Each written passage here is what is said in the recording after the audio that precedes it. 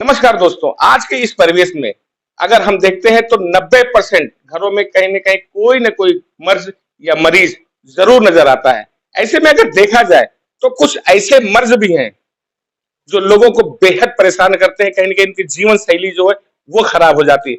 यानी कि हड्डी का मर्ज़। हड्डी का मर्ज़ एक ऐसा होता है कि वो ना चलने में चलने देता है, ना सोने देता है। यानी कि चाहे घुटने का दर्द हो, पैर का दर्द हो या कमर का दर्द हो या नसों की बात हो। तो ऐसे में कहीं न कहीं मरीज़ बेहद परेशान हो जाता है, लंबी दौड़ लगाता है, उसके बावजूद भी कहीं न कहीं डॉक्टरों से ठगा-सा महसूस करता है और जहाँ से चलता है, वहीं पे खड़ा रह जाता है। ऐसे में हमारे साथ है doctor Khalid Jamil, MBBS, MS ortho surgeon है। इनसे आज जानने का ये प्रयास करेंगे कि आखिर जो ये मर्ज़ है, हड्डी का मर्ज़ होता क्यों है? तो धीरे-धीरे हम अपने दर्शकों को ये बताने का प्रयास करेंगे कि आखिर ये मर्ज़ क्यों होता है, इस मर्ज़ से बचा कैसे जा सकता है और अगर ये मर्ज़ हो भी गया है, तो उसका बेहतर इलाज कैसे हो सकता है? ये जो मर्ज़ है हड्डी का, अमूमन होता क्यों है ज़्यादातर? ये मेनली इसलिए होता है कि लोगों के जैसे जिंदगी जीने का जो तरीका है, लाइफस्टाइल जो होता है वो हेल्दी नहीं है, स्वस्थ नहीं है। जिसे पहले लोग साइकिलिंग वगैरह करते थे, साइकिल ज्यादा चलाना, काम ज्यादा करना, खेतों में या कहीं भी मजदूरी करना, कुछ भी काम था, फिजिकल वर्क ज्यादा था, खानगी कम थी। अब लोगों की खानगी बहुत ज्यादा बढ़ गई है, काम बहुत कम हो गया है। तो कहीं ना कहीं सेडेंटरी लाइफस्टाइल होने की वजह से मांसपेशियां कमजोर पड़ती हैं, जिसकी वजह से हड्डियों पे ज्यादा जोर पड़ता है। तो हड्डियां कमजोर होने के नाते धूप भी वैसे नहीं मिलती, खाना भी वैसा नहीं मिलता, तो हड्डियां कमजोर होती हैं, जिसकी वजह से हड्डियों पे ज्यादा जोर पड़ता है। मांसपेशियां कमजोर होने पे हड्डियां घिसती हैं कहीं ना कहीं, तो जोड़ खराब हो जाते हैं।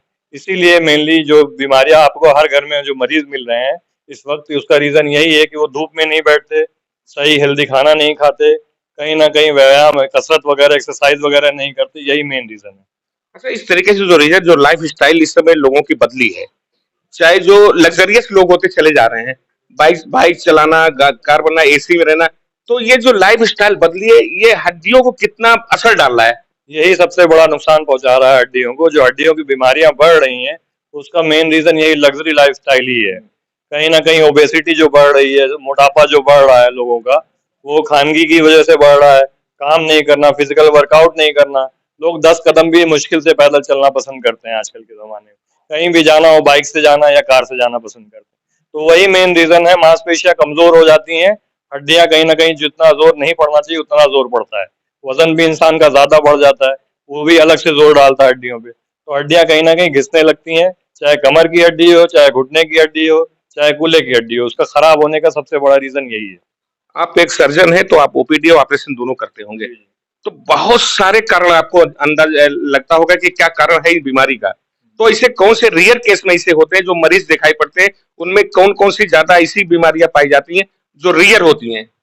रेयर बीमारियां बहुत कम ही हैं जो लोग आती हैं। अब तो आजकल कॉमन बीमारियां जो हो रही है मेनली ऑस्टियोआर्थराइटिस, नी जो घुटना खराब हो रहा है। और जो कोविड के बाद से लोगों ने दवाइयां खाना शुरू किया है, इधर उधर छोटे छोटे डॉक्टर्स के जरिए जो दवाइयां लेते हैं, वो क्या दवा खा रहे हैं, क्या चीजें कितने दिन तक खा रहे हैं, उनको मालूम नहीं। वो दवाएं कहीं ना कहीं नुकसान करती हैं। उसकी वजह से कई लोगों का कूल्हा खराब हो गया, जिसकी वजह से कूल्हा प्रत्यारोपण की जरूरत पड़ती है। इवन यंग लोगों में, बहुत 30 साल 35 साल के लड़कों में भी देखा जा रहा है कि उनका कूल्हा खराब हो गया। उसका रीजन यही है कि जिम की वजह से बहुत सारा स्टेरॉइड लेते हैं, जिम करने, बॉडी बनाने, बॉडी बिल्डिंग में, या फिर कहीं से दवा लेके खाने में कोई भी परेशानी हुई, अपने से दवा लेके मेडिकल से खा लिया। कितना खाना है, कब तक खाना है, उनका कुछ अंदाजा नहीं है उनको। तो वो कहीं ना कहीं शरीर को नुकसान पहुंचाती है। तो ये देखा जाए कि कौन-कौन सी बीमारी, जैसे अहम बीमारी से घुटने की बीमारी है जी, और ज़्यादातर ये देखा गया है कि घुटने की बीमारी के साथ-साथ जब कमर की बीमारी होती है, जो नसें दबती हैं, जी, डिस्क स्लिप हो जाती है, तो ऐसे में लाइफ़स्टाइल लोगों की ज़िंदगी ऐसा लगता है कि जैसे ज़िंदगी खत्म सी हो गई है। ऐसे लोगों को क्या सलाह देंगे? जी। पहले तो सबसे पहले उनको चाहिए कि अपना जो जिंदगी जीने का सलीका तरीका वो बदलें। जो मैंने बताया कि मांसपेशियों का कमजोर होना सबसे बड़ा नुकसान पहुंचा रहा है इंसान को। पहले तो अपनी जिंदगी में कसरत की एक आदत डालें। हर दिन कोशिश करें कि कम से कम 1 से 1.5 घंटा अपना टाइम निकालें, जिसमें वो व्यायाम कसरत करें। साइकिलिंग बहुत अच्छी एक्सरसाइज है। जो लोग साइकिलिंग करते हैं आज भी देख लीजिए, उनका घुटना कितना भी खराब हो जाए उनको वैसा दर्द नहीं होता। जो लोग साइकिलिंग नहीं करते हैं उनकी मांसपेशियां जब कमजोर होती हैं उनमें दर्द ज्यादा होता है। भले ही कितने जवान क्यों ना हो, उनके घुटने में दर्द हो ही रहा है। और धूप ना मिलने की वजह से विटामिन डी बन नहीं पाता बॉडी में। तो विटामिन डी नहीं बने, कैल्शियम का एब्जॉर्प्शन नहीं होता, तो फिर हड्डियां कमजोर होती हैं। तो कहीं ना कहीं अपने अपने ऊपर मेहनत करने की जरूरत है सबको। चाहे वो किसी भी एज ग्रुप के लोग हों, सबको अपने ऊपर मेहनत करने की जरूरत है, सबको कसरत करने की जरूरत है, साइकिलिंग की जरूरत है, फिजिकल वर्कआउट की जरूरत है और अपने खान पीने पे बहुत ज्यादा ध्यान देने की जरूरत जैसे अगर मान लीजिए किसी को घुटने की बीमारी है या डिस्क स्लिप हो गई है, तो वो कसरत अगर करे तो राय लेके वेटरनरी की मशवरा लेके ही करना पड़ेगा है। ना। हाँ, वो मशवरा लेके करना चाहिए, बेहतर वही तरीका है, क्योंकि मशवरा देने वाले भी बहुत लोग हैं, बेहतर आप एक्सपर्ट से मशवरा लें। तो बेहतर वही रहेगा कि किसी एक्सपर्ट से आप ओपिनियन लें, क्या एक्सरसाइज किसमें करनी है, वो समझने की कोशिश करें, वैसे एक्सरसाइज करें जो बताई जाए। बहुत सारे देखा गया है कि जो एमआरआई सॉरी जो देखा गया कि डिस्क स्लिप होती है, नसें जो दबती हैं, यानी कि न्यूरो की प्रॉब्लम होती है, उसकी वजह से आदमी 10 कदम भी नहीं चल पाता। ऐसे में एमआरआई कराने के बाद वो दर बदर भटकने लगता है कि क्या करे तो क्या करे, कहीं न कहीं उसकी आधी जिंदगी वो आंखों में गुजर जाती कि अब क्या होगा। ऐसे मरीजों को क्या राय देंगे आप? देखिए, जैसे डिस्क की प्रॉब्लम की बात आप जो कर रहे हैं, डिस्क की सर्जरी में रिजल्ट वैसा नहीं आता जैसे लोग एक्सपेक्ट करते हैं। वो कहीं ना कहीं थोड़ी बहुत परेशानी बनी रहती है, तो सर्जरी से कहीं ना कहीं लोग भागते हैं। तो वो सर्जरी नहीं ऑप्ट करते हैं, कंजर्वेटिव मैनेजमेंट दवाओं से ठीक होना चाहते हैं, तो उसमें वक्त लगता है। जब तक वो डिजेनरेट नहीं हो जाएगी पूरी डिस्क, अपने आप खून का दौरान उसका खत्म नहीं हो जाएगा, वो अपने आप खत्म नहीं हो जाएगी, तब तक वो पेन बना रहता है। उसके लिए मरीज को काफी साल तक झेलना पड़ जाता है। हाँ, किसी अच्छे और स्पाइन सर्जन या न्यूरो सर्जन या ऑर्थोपेडिक सर्जन के आप ओपिनियन लें कि उसमें सर्जरी कराना है कि दवा से वो ठीक हो सकता है या नहीं ठीक हो सकता, किसी अच्छे डॉक्टर से ओपिनियन लेना चाहिए। एक बहुत अहम बात जानना चाहेंगे, ये बहुत सारे मरीज ऐसे बहुत से लोग जानना भी चाहेंगे ये कि अगर कोई डिस्क स्लिप की कहानी जब आती है, तो लोगों के ध्यान में आता है कि यार ऑपरेशन, और ऑपरेशन में कोई गारंटी नहीं होती। तो ऐसे में क्या आप बता सकते हैं कि अगर कोई मरीज है इस तरीके का डिस्क स्लिप है, तो क्या वो दवा से ठीक हो सकता है? तो कितना टाइम लग सकता है? वो टोटल डिपेंड करता है एमआरआई की रिपोर्ट पे कि एमआरआई की रिपोर्ट में कितना कंप्रेशन, कितनी बड़ी डिस्क है, क्या उसकी वजह से कितना नसों पे दबाव आ रहा है, इस दवा से ठीक हो सकता है या ऑपरेशन ही जरूरत है उसकी। वो सिर्फ एमआरआई की रिपोर्ट के बेसिस पे डिसाइड एक सर्जन करता है, और उसमें भी कोई आपको गारंटी नहीं दे सकता, क्योंकि सर्जरी के तो अपने कॉम्प्लिकेशंस होते हैं, जो बुक में रिटर्न है, ऑलरेडी लिखा हुआ है कि हाँ ये कॉम्प्लिकेशन है, इतना वक्त लगता है ठीक होने में। तो मरीज कहीं ना कहीं उतना बर्दाश्त मरीज के अंदर भी नहीं है कि वो उतना बर्दाश्त कर पाए, उतना झेल पाए ऑपरेशन, क्योंकि कॉस्टली होता है, पैसे भी लगते हैं, चीजें झेलना भी पड़ता है, तो वो परेशानी की बात तो है। आप नानावटी से लेकर के बस्ती तक देख रहे हैं, तो अब मरीज को अगर देखना होगा तो नानावटी अगर जाना चाहे बेहतर इलाज के लिए, तो बहुत लंबा सफर तय करना होगा। तो उसके लिए कोई अगर ऐसा कोई विकल्प हो जिसे नजदीक का कोई है, क्या व्यवस्था हो सकती है अगर कोई इस तरीके का मरीज हो, चाहे घुटना ट्रांसप्लांट का हो या फिर कूल्हे का हो या फिर आप डिस्क स्लिप का हो, तो क्या राय देना चाहेंगे ऐसे मरीज को आप?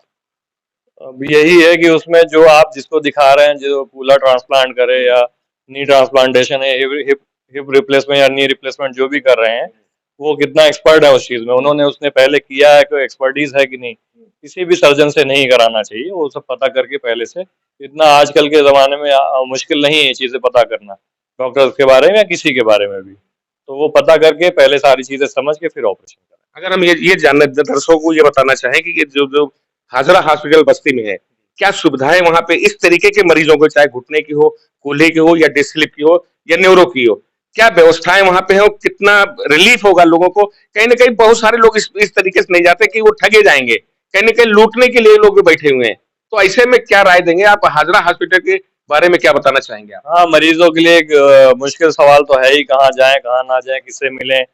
ये तो मुश्किल है डिसाइड करना, नो डाउट। ये तो लखनऊ हो, चाहे दिल्ली हो, चाहे मुंबई हो, कहीं भी है, पैसे बहुत ज्यादा ले लिए जाते हैं या लग जाते हैं, जो भी है वो चीजें डिसाइड करना मुश्किल है। हाजरा हॉस्पिटल में हमारे यहाँ रिप्लेसमेंट सर्जरी सारी होती हैं, हिप रिप्लेसमेंट, नी रिप्लेसमेंट, सारी सर्जरीज हम लोग करते हैं। लिगामेंट इंजरी है कोई भी, ऑर्थोप्लास्टी, ऑर्थोस्कोपी का हम लोग करते हैं। मेनली स्पाइन भी ऑपरेट करते हैं, जो हमारे बस में होती है। जो चीज़ हमारे बस में नहीं होती हम खुद ही मना कर देते हैं, वो समझ में आ जाता है रिपोर्ट देके क्या चीज़ें हमें करनी है क्या नहीं करनी है, तो उस हिसाब से रिफर करना पड़ता है। कहीं ना कहीं पेशेंट लखनऊ जाता है या कहीं भी जाता है, उसको परेशानी तो होती है, लेकिन ऑप्शन नहीं बचते लोगों के पास।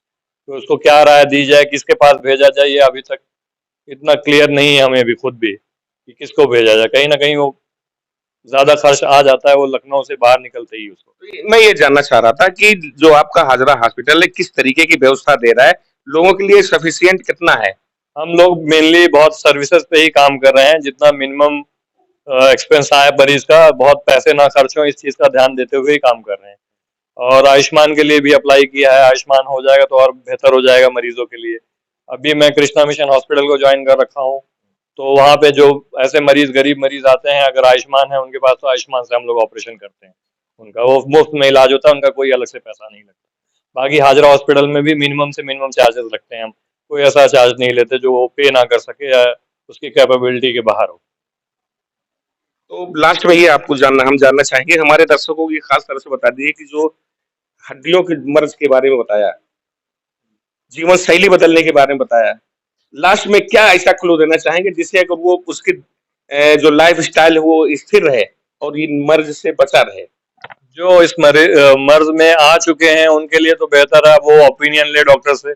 जो अभी बचे हुए हैं उनके लिए बेहतर है अपना अपना लाइफस्टाइल चेंज कर लें अभी से लिए। अगर वो चेंज करना नहीं शुरू करेंगे, कहीं ना कहीं वो भी उसी कंडीशन में लैंड अप करेंगे, उसी परेशानी में वो भी आएंगे आगे चल के। तो बेहतर हो अपना अपना लाइफस्टाइल चेंज करें, और जो लोग उस परेशानी में आए वो हाजरा हॉस्पिटल हम लोग देखते हैं, जितना जो भी हो सकता है हमसे हम करते हैं, इलाज बेहतर से बेहतर करने की कोशिश करते हैं मरीजों की। का साफ तौर से कहना है कि जिस तरीके से अब ज्यादातर लोग मरीज हड्डियों के कहीं ना कहीं घुटनों से परेशान है, कमर से परेशान है और डिस्क से परेशान है, न्यूरो से परेशान है, इस परेशानी को बचा कैसे जाए, इनका साफ तौर से कहना है कि जो आज जीवन शैली है कहीं ना कहीं मॉडर्नाइज तरीके से लोग जीने का प्रयास कर रहे हैं, सबसे बड़ी बीमारी तो यही है। तो इस लाइफ स्टाइल को हमें बदलना होगा अगर हम इन बीमारियों से बचना चाहते हैं। Noor Alam, prime 7 news, Ambedkar Nagar.